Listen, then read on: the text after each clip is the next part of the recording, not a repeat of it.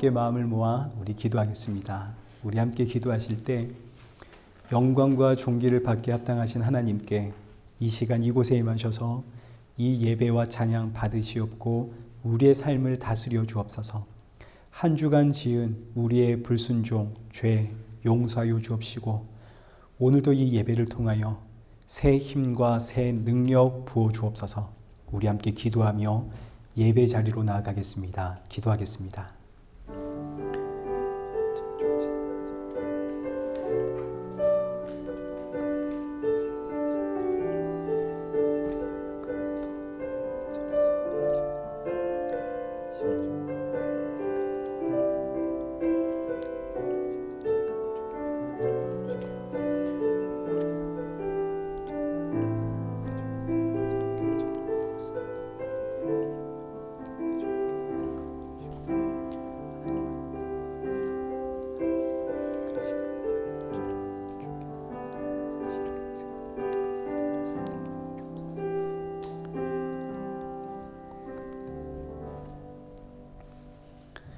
태초에 말씀이 계시니라.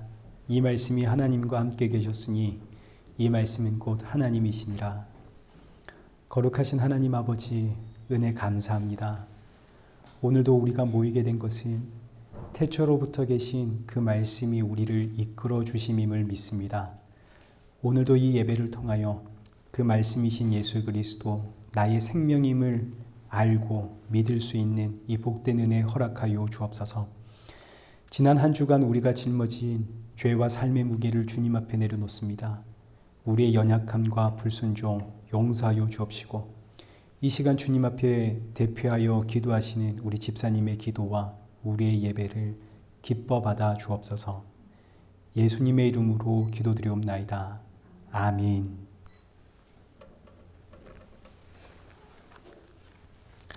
우리 함께 신앙 고백하시겠습니다. 전능하사 천지를 만드신 하나님 아버지를 내가 믿사오며 그 외아들 우리 주 예수 그리스도를 믿사오니 이는 성령으로 잉태하사 동정녀 마리아에게 나시고 본디오 빌라도에게 고난을 받으사 십자가에 못 박혀 죽으시고 장사한 지 사흘 만에 죽은 자 가운데서 다시 살아나시며 하늘에 오르사 전능하신 하나님 우편에 앉아 계시다가 저리로서 산저와 죽은 자를 심판하러 오시리라. 성령을 믿사오며 거룩한 공예와 성도가 서로 교통하는 것과 죄를 사하여 주시는 것과 몸이 다시 사는 것과 영원히 사는 것을 믿사옵나이다. 아멘.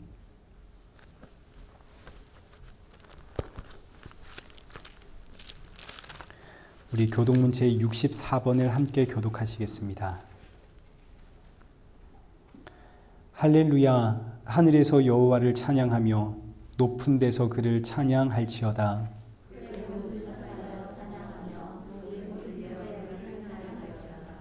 해와 달아 그를 찬양하며 밝은 별들아 다 그를 찬양할지어다.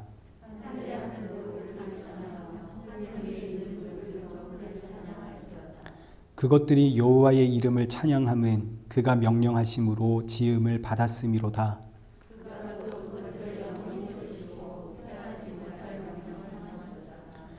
여호와의 이름을 찬양할지어다. 그의 이름이 홀로 높으시며 그의 영광이 땅과 하늘 위에 뛰어나심이로다. 그가 그의 백성의 뿔을 높이셨으니 그는 모든 성도 곧 그를 가까이 하는 백성 이스라엘 자손의 찬양받을 이시로다. 할렐루야. 우리 찬송가 32장 함께 찬양하시겠습니다.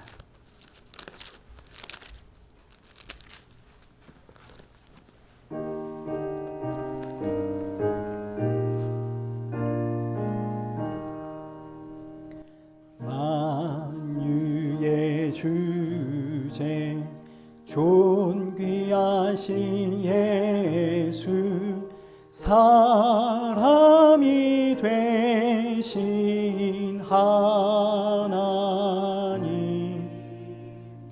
나 사모하여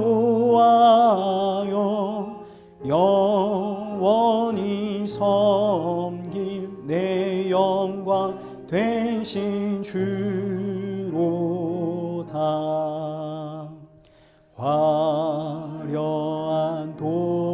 산 무성한 저수목 다 아름답고 묘하나 순전한 예수 더 아름다워 봄 같은 기쁨 주시네. 광명한 해와 명랑한 저 달빛 수많은 별들 빛나나 주 예수 빛은 더 찬란하여 참 비교할 수 없도다. 아멘.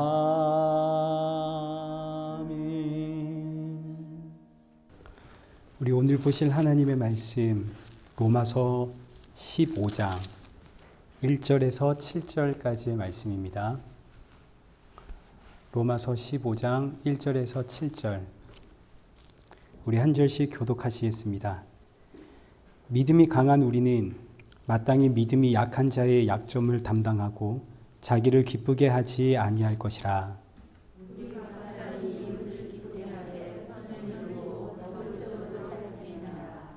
그리스도께서도 자기를 기쁘게 하지 아니하셨나니 기록된 바 주를 비방하는 자들의 비방이 내게 미쳤나이다 함과 같으니라.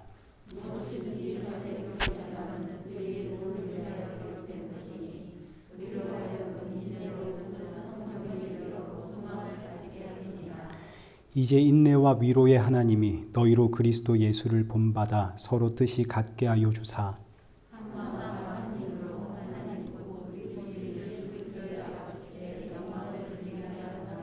함께 읽겠습니다.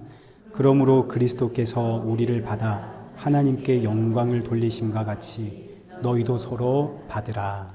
아멘. 교회 소식 알려드리겠습니다. 오늘 우리 일회교회를 방문하신 우리 모든 분들을 축복하고 환영합니다. 잘 오셨습니다. 우리 새로 오신 분들 계시는데요. 잘 오셨습니다.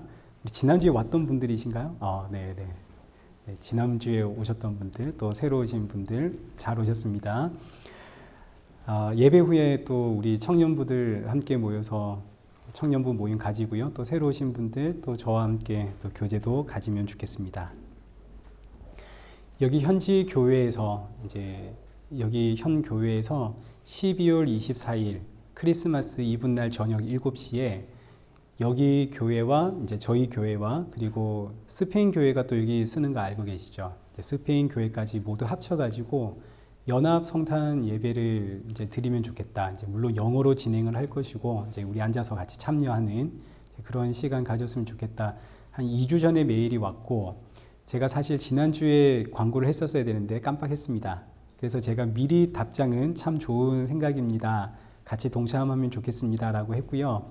우리 12월 24일 크리스마스 이브 저녁에 우리 함께 이 자리에서 모든 교회들 모여가지고 함께 그 예배, 우리 성탄을 기념하고 그런 복된 시간이 되었으면 좋겠습니다. 우리 오늘 기도해 주신 김희진 집사님 이번 주 중에 한국으로 출국하시죠? 네, 한국에서의 일정 잘 진행이 되고 돌아오시기를 우리 모두 기도하겠습니다. 다음 주에는 우리 신재경 집사님, 허정도 집사님 가정이 출국하시나요? 16일 날. 네. 16일 날 또 출국. 그리고 25일? 네, 알겠습니다. 그리고 우리 애슐리가 몬트리올 가죠. 오늘이 마지막 주일입니까? 우리 애슐리가 또 몬트리올로 공부도 하고 그죠? 네, 여러 가지 일로 겸사겸사 돌아가게 됐습니다. 너무 짧은 시간이었지만 그동안 함께 만나서 교제해서 너무 반가웠고 고마웠습니다. 네, 우리 거기서도 신앙생활 잘 하시기를 축복할게요. 우리 이 시간에 은혜 아니면 살아갈 수가 없네. 우리 함께 찬양하시면서 우리 헌금 봉헌하도록 하겠습니다.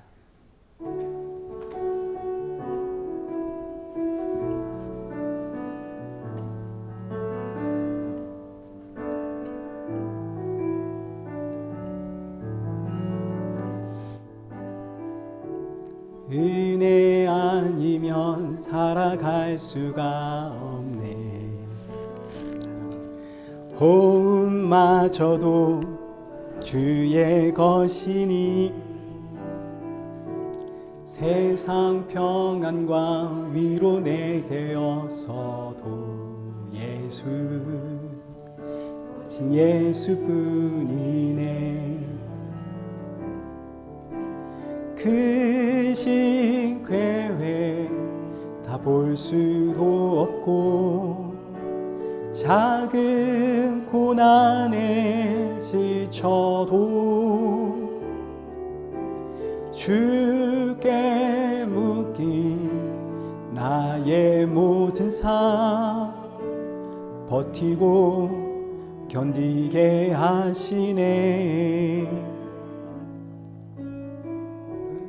은혜 아니면 살아갈 수가 없네.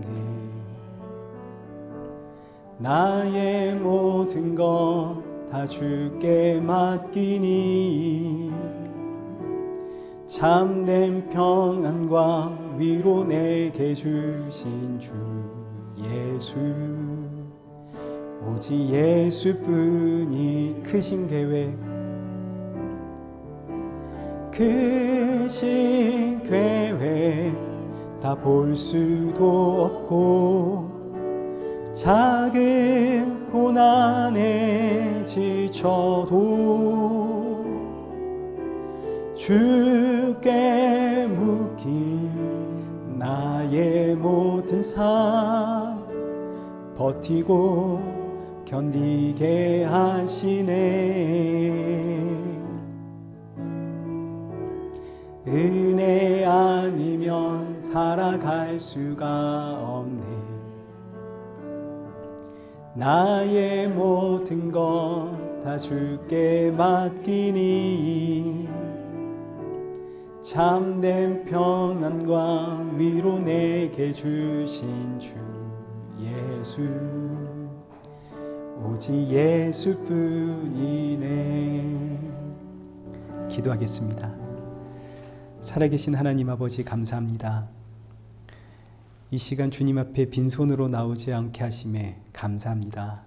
비록 우리가 드리는 것 작은 예물이지만, 그러나 이 예물 준비할 때 날 위해 죽으신 그 십자가의 예수님 기억하게 하시고, 돌아가는 우리 모두의 마음에 예수 그리스도의 십자가의 보혈만 충만케 하여 주옵소서. 말씀을 통하여 오늘의 내 모습을 다시 한번 돌아보고 점검하며 이 한 주도 주가 주시는 새 힘으로 살아갈 수 있는 우리 모든 성도들 되어지도록 성령 충만케 하여 주옵소서. 예수님의 이름으로 기도드리옵나이다. 아멘. 오늘 본문은 로마서 15장 1절에서 7절까지의 말씀입니다. 인내와 위로의 하나님, 소망의 하나님, 이런 제목으로 우리 함께 말씀을 살펴보도록 하겠습니다. 지난주까지는 이제 믿음이 강한 자는 어떤 자인가에 대해서 살펴보았습니다.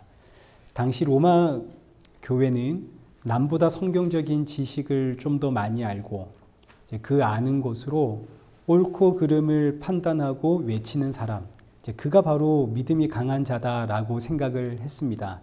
그래서 먹는 문제에 있어서 나는 우상의 제물에 있어서 이 우상이 아무것도 아니라는 사실을 잘 알기 때문에 나는 다 먹는다, 이렇게 목소리를 높이는 사람이 믿음이 강한 사람이고, 또 동시에 나도 먹을 수 있지만 그러나 이게 덕이 안 되기 때문에 난 안 먹는다 하고 목소리를 높이는 사람들이 믿음이 강한 자였습니다. 그리고 이런 생각들은 사실 오늘날 교회에서도 통용되어지는 방식입니다. 목소리가 큰 사람들이 참 믿음이 강한 사람처럼 보이죠. 성경의 지식을 많이 알고 있으면 믿음이 강한 사람으로 보이고, 성경 말씀을 가져서 이제 옳고 그름을 이야기하면 진짜 믿음이 강한 사람처럼 보입니다. 그러나 사도 바울의 관점은 완전히 다릅니다. 사도 바울이 볼 때 성경의 지식을 가지고 이게 옳다, 아니다, 이게 옳다, 그 옳고 그름, 잘잘못을 분별하고 목소리를 높이는 사람들, 그들은 믿음이 강한 자들이 아니라 사실 이들은 아직도 마땅히 아는 것을 알지 못하는, 이들이야말로 믿음이 없는 자고 교회를 어지럽히는 자들이고 교만한 자들이다. 이게 지금 사도 바울의 이야기입니다. 왜냐하면 복음이라고 하는 것은 사람을 살리고 그리고 그 사람 안에 생명을 넣는 것이 복음입니다. 복음은 사랑이고 복음은 생명인데, 근데 지금 이들은 자기가 안다는 그 지식, 그 복음을 가지고 상대방을 죽이려고 하는데 사용하고 있으니, 나는 안다, 넌 모르지, 정죄하고 판단하는데 복음의 잣대를 사용하고 있으니, 이들은 아직도 마땅히 알아야 하는 그 복음, 예수 그리스도, 그의 섬김과 사랑을 모르는 인생이고 교만한 인생이고 믿음이 없는 자다 이거죠. 자, 그러면 대체 진짜 믿음이 강한 자, 진짜 믿음이 있는 자는 어떤 사람인가? 이것이 오늘 우리가 살펴볼 본문 15장 1절부터 7절까지의 이야기입니다. 참 믿음의 성도는 누구인가? 1절부터 한번 보시죠. 믿음이 강한 우리는 마땅히 믿음이 약한 자의 약점을 담당하고 자기를 기쁘게 하지 아니할 것이라. 믿음이 강한 자, 참 믿음이 있는 자는 어떤 자인가? 믿음이 약한 자의 약점을 담당하는 자가 믿음이 강한 자랍니다. 여기서 담당하다 이 단어는 여러 가지의 의미가 있는데, 짐을 짊어진다 이런 의미도 있고, 회복시킨다라는 의미도 있고, 섬긴다 이런 의미도 있습니다. 우리가 잘 알듯이 교회는 예수 그리스도의 몸입니다. 몸이 어디 한 군데가 아프면 온 몸이 아픕니다. 온 몸이 그 아픔을 함께 짊어지죠. 제가 지금 이빨이 아픕니다. 이빨만 아픈 게 아닙니다. 머리부터 발끝까지 안 아픈 데가 없습니다. 팔이 부러졌다 해보십시다. 그러면 몸에 있는 다른 지체가 아이고 너는 바보같이 팔 부러졌냐 이러는 신체가 있습니까? 그렇지 않죠. 팔이 부러지면 온 몸의 신경이 부러진 팔로 갑니다. 그리고 이 팔을 회복시키기 위해서 온 몸이 집중이 되죠.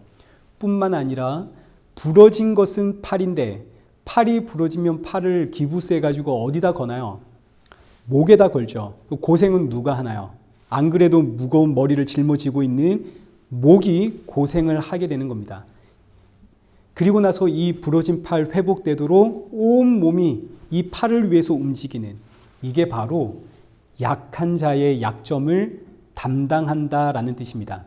그러니까 믿음이 강한 자, 참 믿음의 성도는 약한 자들의 약점이 있다면 그걸 지적하고 판단하면서 야, 거봐, 너 그러니까 팔 부러졌지, 내가 말했지, 신앙생활 그렇게 하면 안 된다 그랬지, 이게 나무라는 것이 아니라 팔이 부러지면 이 팔을 회복시키기 위해서 내가 희생하고 섬기는 겁니다.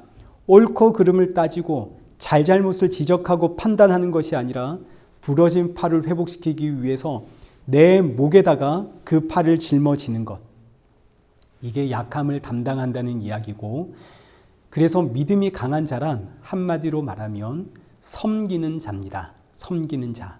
그래서 우리가 교회를 섬김의 공동체라고 이야기를 하는 거죠. 한 지체의 연약함을 보았습니다. 그러면 그 연약함을 우리 모두가 함께 짊어지는, 이게 섬김의 공동체.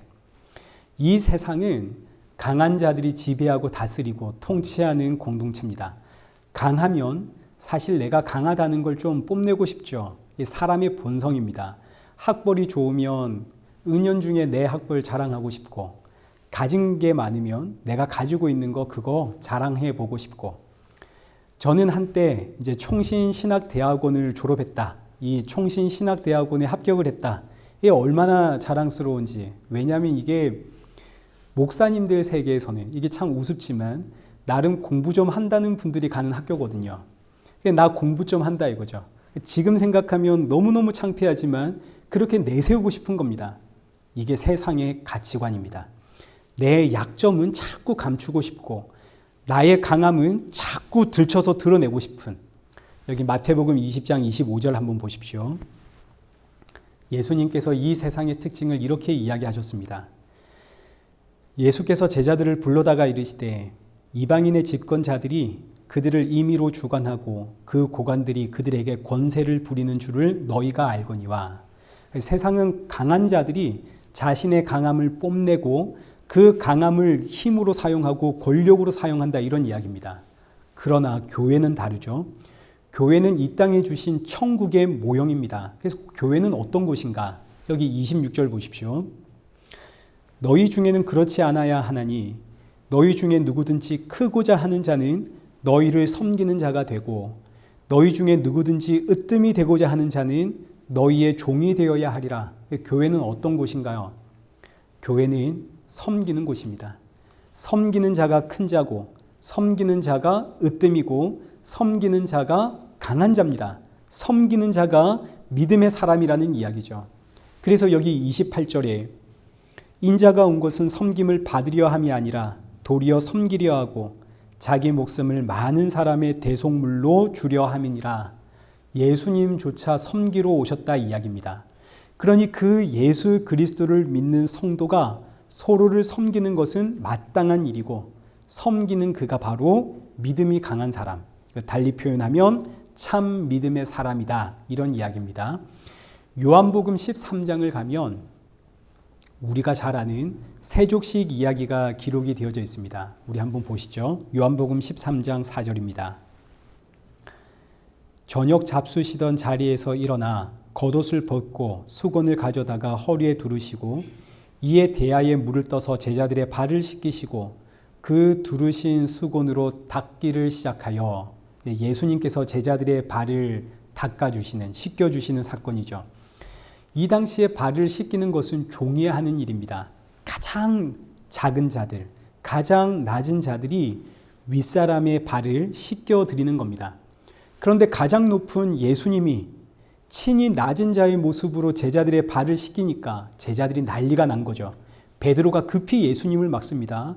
아니 예수님, 내가 지금 예수님의 발을 씻겨드려야 되는데 예수님이 나의 발을 씻기다니요. 이럴 수 없습니다. 말도 안 됩니다. 이때 예수님께서 하시는 말씀이 여기 7절 보십시오. 예수께서 대답하여 이르시되 내가 하는 것을 네가 지금은 알지 못하나 이후에는 알리라. 그리고 하시는 말씀이 8절입니다. 내가 너를 씻어주지 아니하면 네가 나와 상관이 없느니라. 예수님께서 내 발을 씻겨주지 않으면 우리는 예수님과 아무런 상관이 없다는 이야기입니다. 베드로가 지금은 이 말씀이 어떤 의미인지를 전혀 깨닫지를 못합니다. 그러나 부활하신 예수님이 베드로에게 성령으로 임하니까 베드로가 이 말씀의 의미를 깨닫게 되죠. 발은 온갖 더러운 것을 밟고 다닙니다. 죄를 상징하는 겁니다. 오늘 하루 내 발은 온갖 더러움 속에서 그 더러움들을 밟으면서 살았습니다. 그런데 이 더러움을 오늘도 예수님께서 친히 씻겨주시기에 내가 사는 겁니다. 날마다 예수님이 내 발을 씻겨주니까 우리가 사는 겁니다.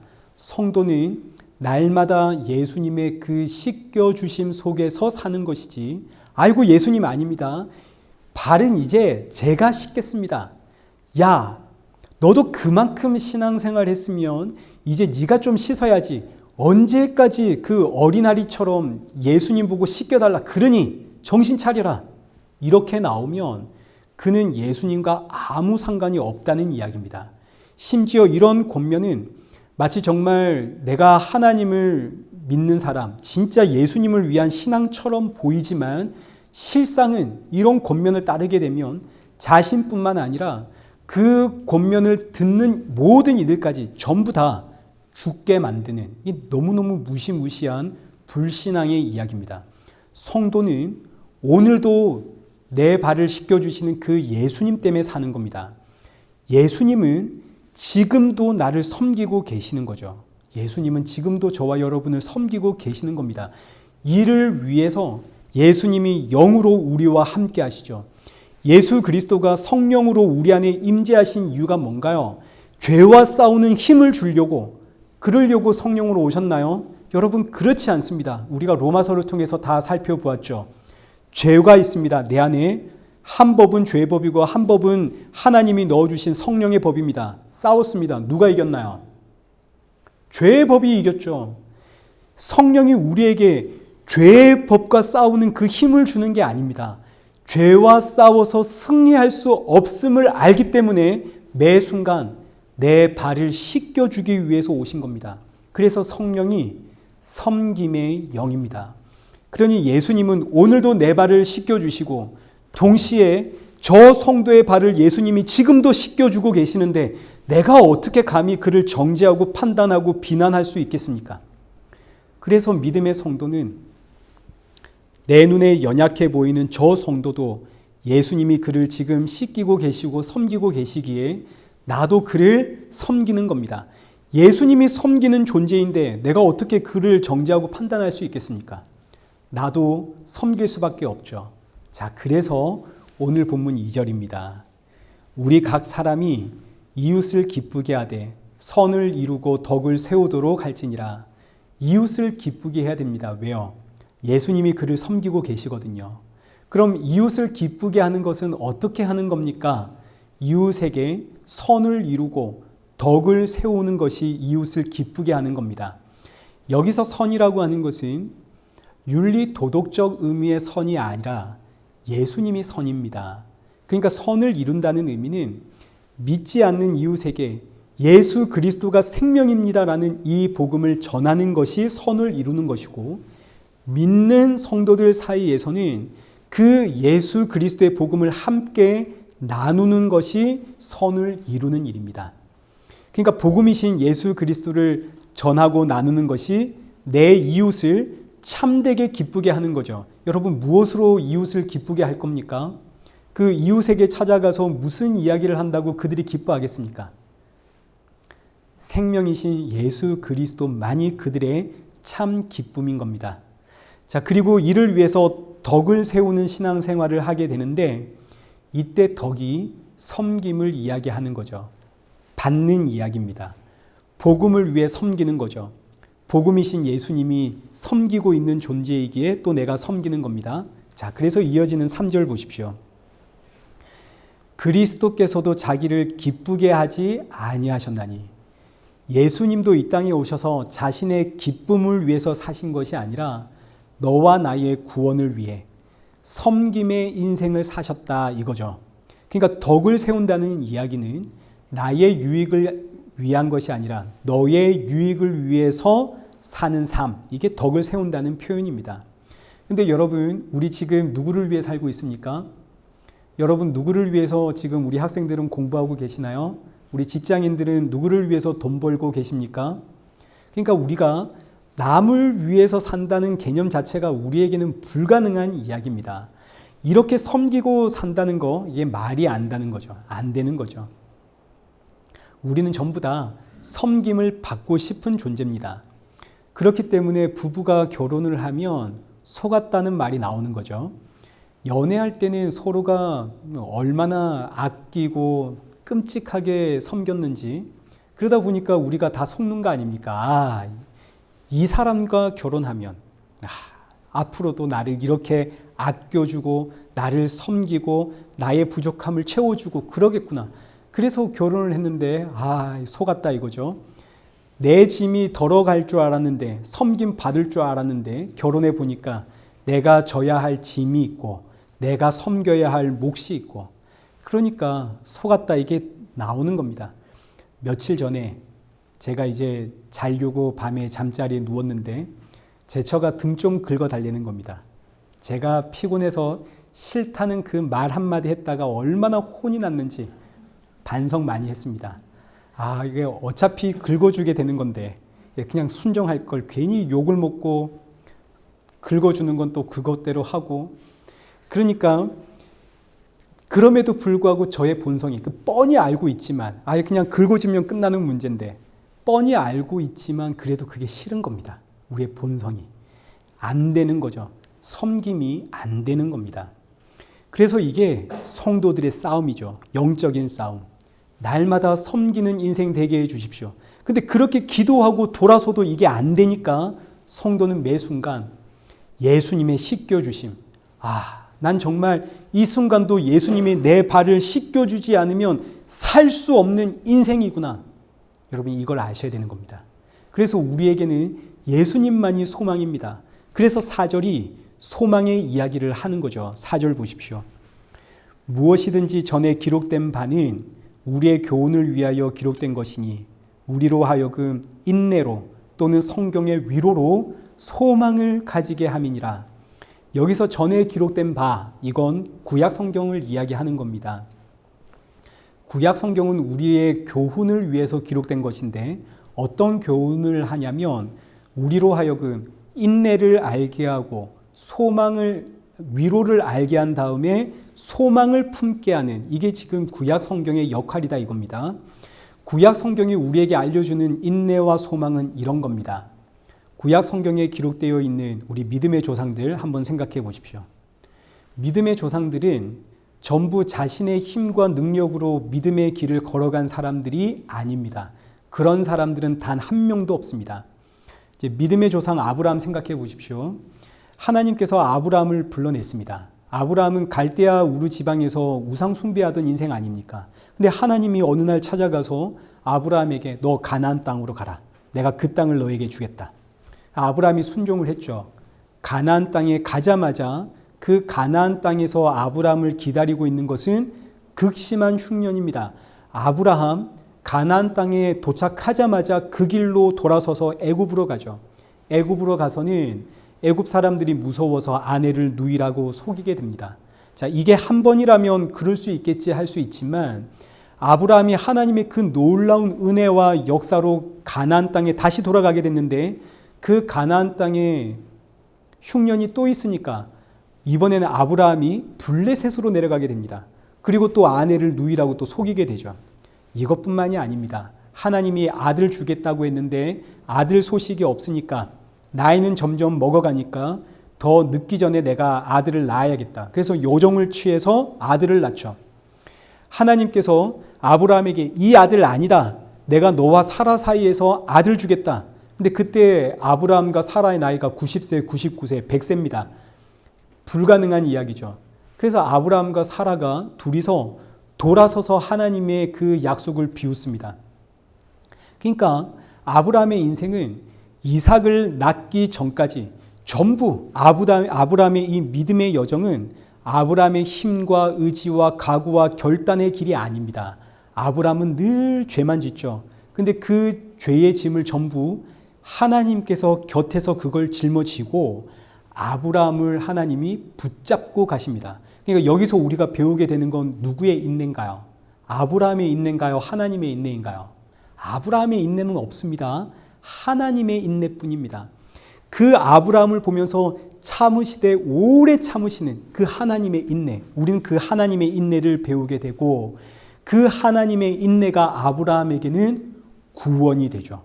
그리고 동시에 그 하나님의 오래 참으심이 아브라함에게는 위로가 되는 겁니다. 하나님이 나와 함께 하신 아브라함뿐만이 아닙니다. 야곱, 요셉, 모세, 다윗 모든 믿음의 조상들의 그 길은 죄의 길입니다.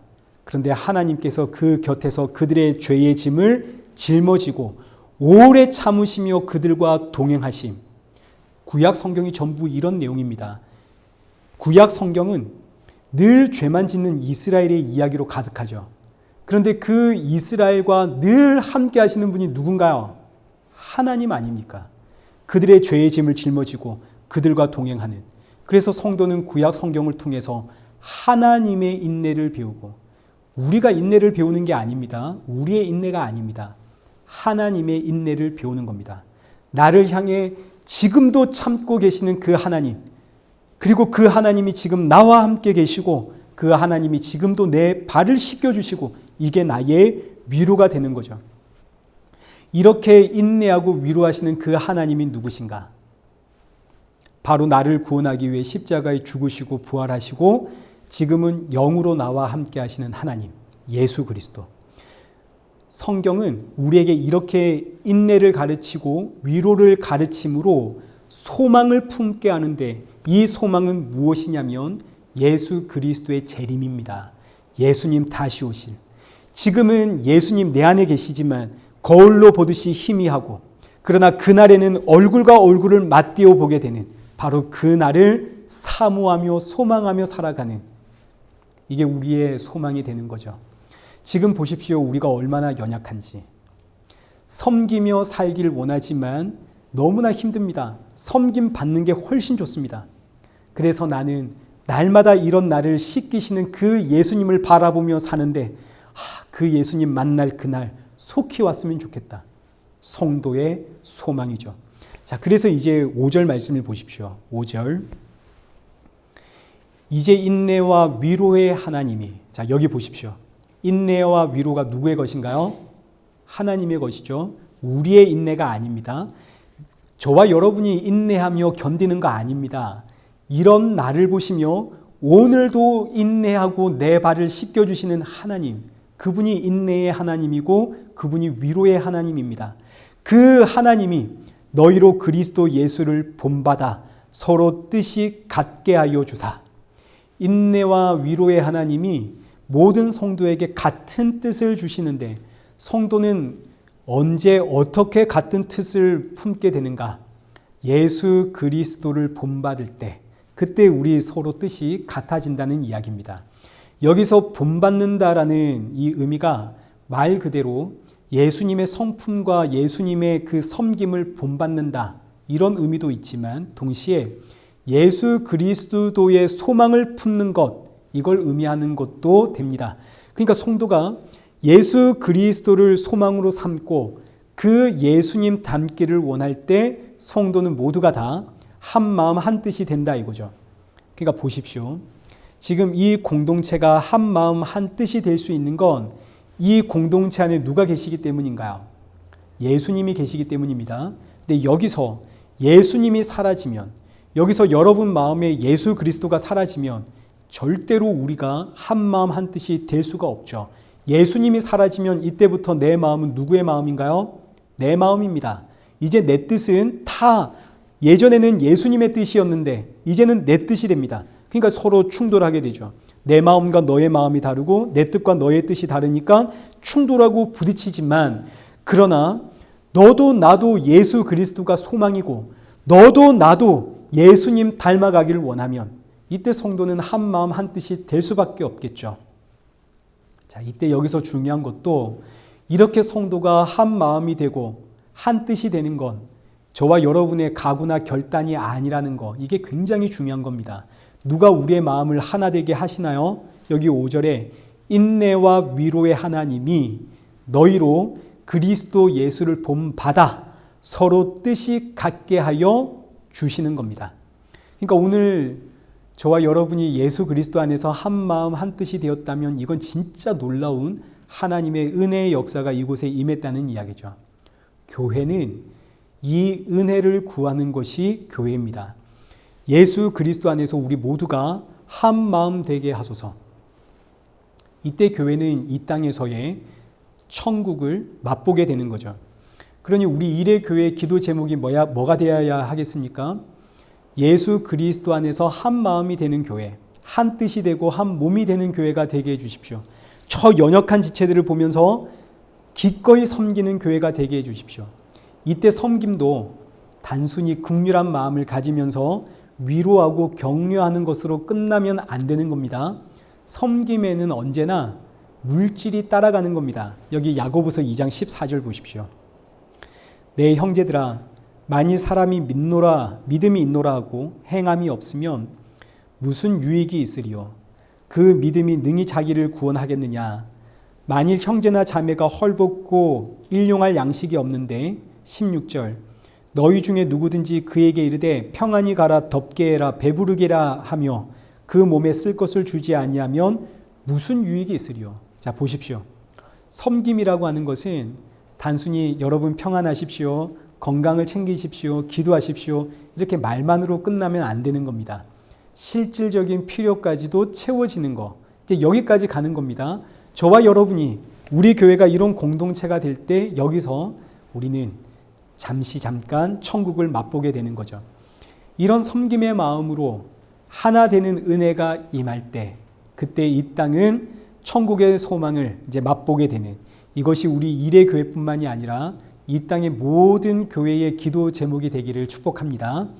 자, 그래서 이제 이어지는 이제 본문 6절, 이제 다 왔습니다.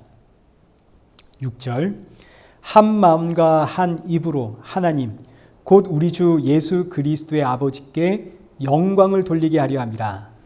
자, 하나님께서 우리로 하여금 예수님을 닮아가는 그런 섬김의 한 마음을 주시는 이유는 이것이 하나님께 영광이 되기 때문입니다. 여기서 영광을 돌린다라는 이 의미는 저와 여러분의 어떤 행위가 예수 그리스도를 닮아가는 그 섬김의 모습이 하나님의 영광이 된다, 이런 의미가 아닙니다. 영광이라고 하는 이 단어의 의미는 완전한 상태입니다. 더 이상의 부족함이 없는 상태, 더 채워지지도 않고 더 이제 보탤 것도 없는 그런 상태가 영광의 상태입니다. 그리고 하나님의 영광은 완전한 상태겠죠. 하나님은 더 이상 영광이 필요하신 분이 아닙니다. 하나님의 영광은 이미 완전합니다. 그리고 저와 여러분들은 불완전한 인생이죠. 죄인입니다. 그러니까 우리는 하나님께 무슨 영광을 보태거나 더해 드릴 수 없는, 우리는 그런 인생입니다. 우리는 하나님께 영광 돌릴 수도 없고, 또 하나님은 우리로 하여금 영광을 받아서 자신의 영광을 더 채워야 하는 그런 분도 아닙니다. 그런데도 하나님께서 우리에게 영광을 받겠다, 이 의미는 우리를 하나님의 영광에 참여시키겠다라는 뜻입니다. 여기서 이제 많은 분들이 오해를 하는 거죠. 여러분의 인생을 가지고 하나님께 영광을 돌리는 게 아닙니다. 여러분이 하나님께 영광을 돌리는 것이 아니라 하나님이 여러분을 하나님의 영광에 참여시켜 주시는 겁니다. 굉장히 중요한 이야기입니다. 저는 어릴 때부터 하나님께 영광이 되는 인생을 살아라. 그래서 내가 무엇을 해야 하나님께 영광을 돌릴 수 있을까? 공부를 열심히 하면 될까? 내가 가지고 있는 재능을 갈고 닦아서 뭔가 빛이 내는 그런 인생이 되면 하나님께 영광이 될까? 여러분, 그렇지 않습니다. 하나님 우리에게 무슨 우리의 것을 드려가지고 하나님께서 영광을 받으시고 그러지 아닙니다.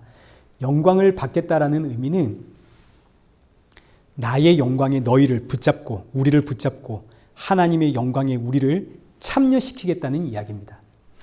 이 땅에 하나님의 영광이 임했습니다. 자, 히브리서 1장 2절과 3절 보십시오.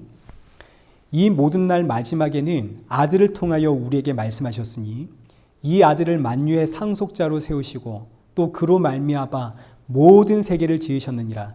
이는 하나님의 영광의 광채시요 그 본체의 형상이시라. 하나님의 영광의 광채고 그 하나님의 본체의 형상이 되는 분이 이 땅에 오셨습니다. 누군가요? 예수님이시죠. 예수님이 하나님의 영광이시고 예수님이 하나님의 그 본체의 형상입니다. 근데 그 하나님이, 그 예수님이 내 안에 계시면 난 지금 어디에 참여한 게 되나요? 하나님의 영광에 참여하는 것이 되겠죠. 내 것을 떼어가지고 하나님께 드린다고 해서 하나님께 영광이 되는 게 아닙니다. 어떤 업적을 세워가지고 좋은 직장, 훌륭하게 시험 성적을 잘 내고 내 재능을 갈고 닦고 이래서 하나님께 영광을 돌리는 것이 아니라 예수 그리스도가 내 안에 계실 때 나는 이미 하나님의 영광에 참여함이 되는 겁니다. 예수 그리스도. 이를 위해서 예수님 십자가에 죽으셨죠. 너와 나를 하나님의 영광에 참여시키기 위해 예수님 십자가에 죽으시고 부활하시어 이제는 영으로 내 안에 들어오심으로 하나님 아버지의 영광에 저와 여러분을 참여시킴. 그래서 7절입니다. 그러므로 그리스도께서 우리를 받아 하나님께 영광을 돌리심과 같이 너희도 서로 받으라.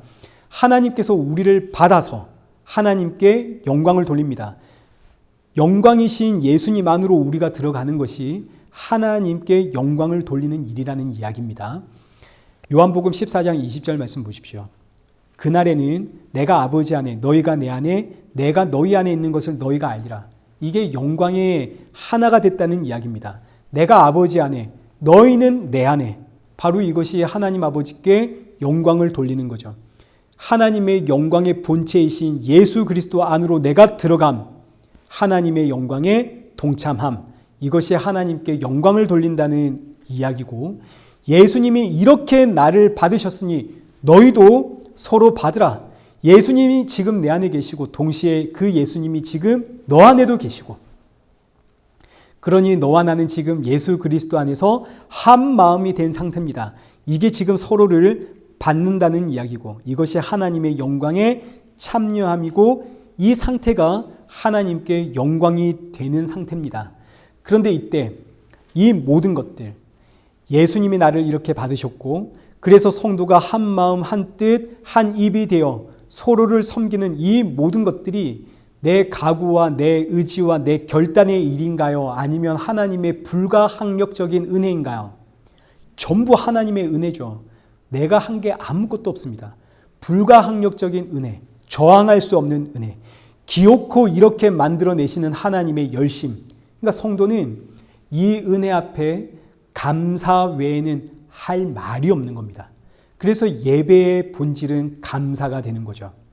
이방인이었던 우리는 전부 한때 세상을 사랑했던 우상 숭배자들입니다. 그런데 이런 내 안에 예수님이 찾아오셔서 하나님의 영광에 동참하게 하시니, 예수님 찾아오셔서 나를 붙잡고 하나님 아버지께 영광이 되는 인생 만드시니 얼마나 감사한가요? 유대인들은 유대인들 나름 예수님을 십자가에 못 박은 민족 아닙니까? 율법을 붙잡고 살았던 인생 아닙니까?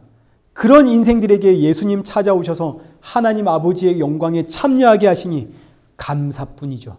뿐만 아니라 이렇게 우리 모두가 다 각자 살아온 그 삶의 방식이 다르고 생각과 다르고 가치가 다른데, 이런 우리가 예수님 안에서 한 마음 한 뜻이 되어 그 예수님이 주신 생명의 은혜 복음을 함께 나누니 이것 또한 감사. 근데 또 여기서 끝나는 것이 아니라 이렇게 나를 찾아오신 예수님이 지금도 내 발을 씻겨주고 계시니 세상에 감사. 그래서 성도의 예배는 감사입니다. 예배를 통해서 내가 뭔가를 깨닫고 내가 이해하고 내가 받아가고 내가 뭔가를 채우고, 여러분 이게 예배가 아니라 예배의 기본은 언제나 감사입니다. 감사. 감사하기에 성도는 서로를 볼 때마다 예수님이 저 형제를 섬기시니 나도 저 형제 섬길 수밖에 없고, 동시에 지금 우리는 이렇게 연약하지만 섬김에 있어서 너무너무 연약하고 내 생각이 자꾸 튀어나오지만 그럼에도 불구하고 지금도 내 발을 씻겨주고 계시는 그 예수님 알기에 나는 우리 주 예수 그리스도 그 예수님 얼굴을 맞대어 볼 그날 소망하며 살아가는, 그래서 교회는 이 소망을 품은 소망의 공동체, 오늘 본문 여기 4절에 기록되어 있는 것처럼 인내와 위로를 배워, 여기서 인내와 위로는 저와 여러분의 인내 위로 아닙니다.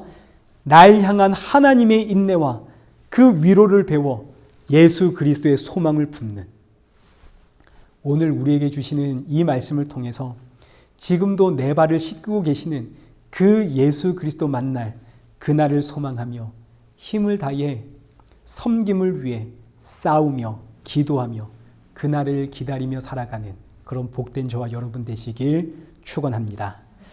우리 함께 찬양하겠습니다. 주의 손에 나의 손을 포개고 우리 함께 찬양하며 기도의 자리로 나아가겠습니다.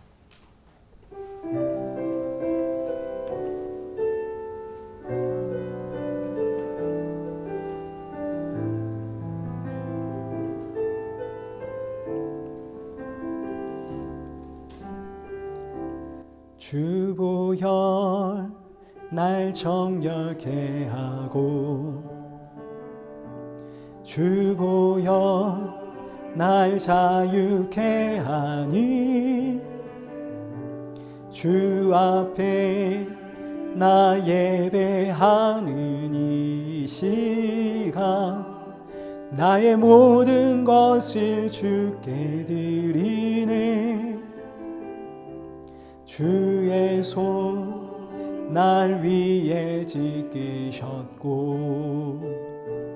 주의 발 날 위에 박히셨으니 이제는 내가 사는 것이 아니요 오직 주를 위해 사는 것이라.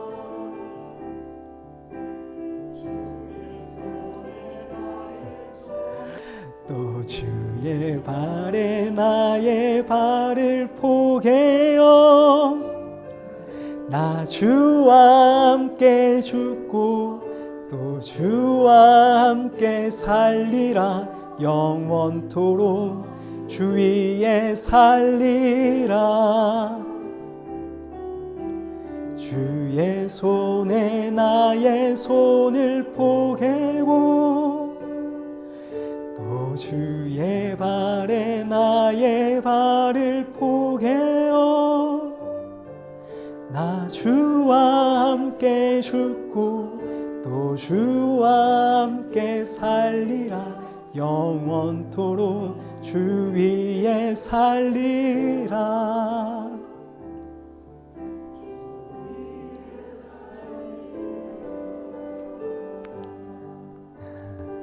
우리 함께 기도하겠습니다. 우리 시간 함께 마음을 모아 기도하실 때 예수님의 손과 발이 찢기고 그 피를 다 쏟아내신 이 십자가의 사건은 2000년 전에 한 번 일어나 끝난 사건이 아닙니다. 예수님은 지금도 날 위해 피를 쏟고 계시고 지금도 그 찢기신 손으로 내 발을 씻기고 계십니다. 그래서 우리는 오늘도 이 시간 모여 예배드릴 수 있고 그래서 우리는 매 순간 하나님 앞에 기도할 수 있다는 사실을 잊지 마십시오. 구약 예배 기억하십시오. 피 흘림이 없으면 하나님 앞에 나아갈 수 없습니다. 그런데 우리는 매 순간 원할 때마다 하나님 앞에 나아갈 수 있고 기도할 수 있고 예배 드릴 수 있죠. 그 이유는 예수님이 나와 함께 매 순간 내 발을 씻겨주기 때문이요. 매 순간 그 보혈을 날 위해 쏟고 계시기 때문입니다. 우리가 이 사실을 알 때 어찌 감사하지 않을 수 있겠습니까? 우리 이 시간 이런 날 위해 지금도 피 흘리며 내 발을 씻기고 계시는 예수님 앞에 감사하며 기도하시고 또 예수님이 섬기고 계시고 또 섬기기를 원하는 그 믿는 성도와 믿지 않는 이웃을 위해 덕을 세우는 복음을 증거하는 그런 성도 되게 하여 주옵소서. 그리고 우리 일회교회가 한 마음과 한 뜻이 되어 늘 주신 은혜 앞에 감사하며 복음 증거하는 교회가 되어지기를 우리 이 시간 마음을 모아 기도의 자리로 나가겠습니다. 기도하겠습니다.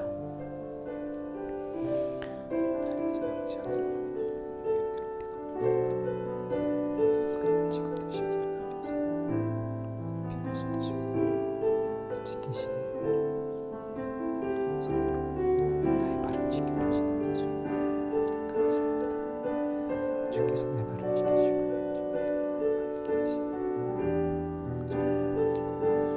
감사할 뿐입니다.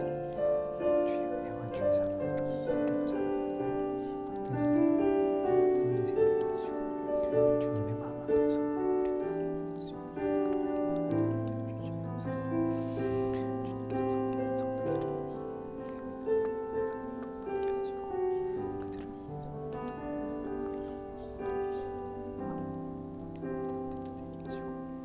그런 일을 주셔서 주님께서 섬기는 성도들을 내 믿음으로 하시고 그들을 위해서 살아계신 하나님 아버지, 우리는 날마다 주의 섬김을 받아야만 살아갈 수 있는 그런 연약한 인생임을 고백합니다.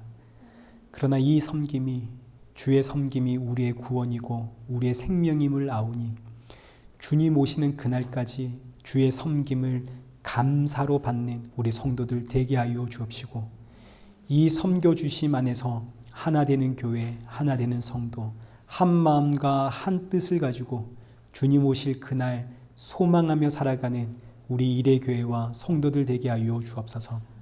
그리고 이 귀한 복음 우리만 알고 끝나지 않게 하시고 복음 증거를 위하여 날마다 덕을 세우는 성도 되어지도록 우리 모든 성도들 돌아가는 그들 마음속에 성령 충만함 부어 주옵소서. 예수님의 이름으로 기도드리옵나이다. 아멘. 이제는 우리 주 예수 그리스도의 은혜와 성부 하나님의 크신 사랑과 성령 하나님의 위로교통 충만하심이 주의 섬김을 받으며 그 섬김을 나누고 전하며 주님 오실 그날 소망 품고 살아가는 우리 일회교회와 성도들과 온 세계 교회 머리머리 위에 이제로부터 영원토록 함께 있을지어다. 아멘.